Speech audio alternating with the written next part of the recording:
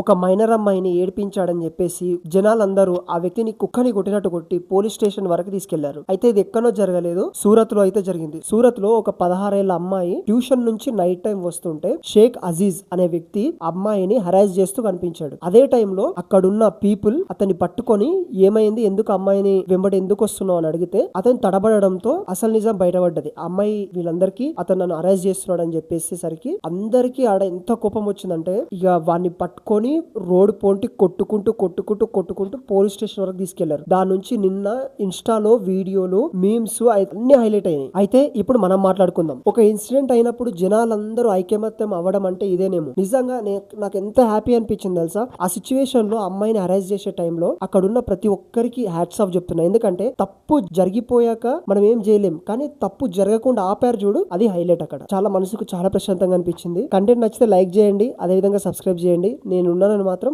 అస్సలు మర్చిపోకండి.